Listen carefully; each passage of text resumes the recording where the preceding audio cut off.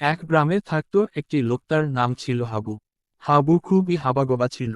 তার মাথায় কোনো বুদ্ধি ছিল না। তাই সে সব সময় সবার হাসির পাত্র হয়ে থাকত।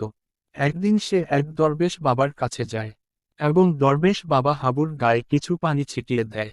তখন থেকে হাবুর পরিবর্তন হতে শুরু করে। হাবু একদিন চিন্তা করে তাকে ভালোমতো কোন কাজ শুরু করতে হবে। যে চিন্তা সেই কাজ। হাবু ছোটখাটো একটি ভাতের হোটেল দেয় এবং কিছু বেগুন কিনে এনে ছোট ছোট মাছ দিয়ে বেগুনের ঝোল করে। সেটা গ্রাহকদের এতই পছন্দ হয় যে হাবুর বেগুনের ঝোল আর গরম ভাত কিছুদিনের মধ্যেই অনেক বিখ্যাত হয়ে যায়। হাবু আস্তে আস্তে অনেক তার হোটেলটাকে বড় করে।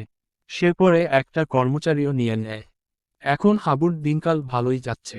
কিন্তু একদিন বেগুন ক্ষেতের মালিক বেগুনের দাম 10 গুণ বাড়িয়ে দেয় বেশি লাভের জন্য। হাবু তাকে দাম কমাতে বললেন, কিন্তু লোভী চাষি তা মানল না।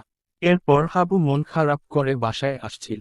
পথের ধারে সে দেখল অনেক সুন্দর হয়ে কতগুলো কচু শাক। সে কিছু শাক সেখানে থেকে নিয়ে নিল এবং হোটেলে তা দিয়ে কচু বাটা তৈরি করে। একটা লোক তখন তার হোটেলের পাশে দিয়ে যাচ্ছিল। তখন সে কচু বাটার ঘ্রাণ তার হোটেলে খেতে আসলো। লোকটি গরম ভাতের সাথে কচু বাটা খেয়ে অনেক মজা পেল। আস্তে আস্তে হাবুর হোটেল গরম ভাত আর কচু বাটা জনপ্রিয় হয়ে উঠতে লাগলো। আর অন্যদিকে হাবুর বেগুন না নেয়াতে বেগুন চাষির বেশিরভাগ বেগুন বিক্রি হতো না। তার বেগুন পচতে শুরু করে। লোভী চাষি নিজের ভুল বুঝতে পারে ও হাবুর কাছে ক্ষমা চায়। হাবু তাকে ক্ষমা করে দেয় এবং তার বেগুন কিনে নেয়। এখন হাবুর হোটেলে গরম ভাতের সাথে কচু বাটা ও বেগুনের ঝোল পাওয়া যায়।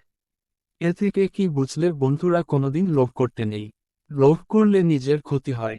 আমার আজকের গল্পটি কেমন লেগেছে জানাবে, ভালো লাগলে আমার পেজ সাবস্ক্রাইব ও লাইক কমেন্ট করে দিবে। আল্লাহ হাফেজ।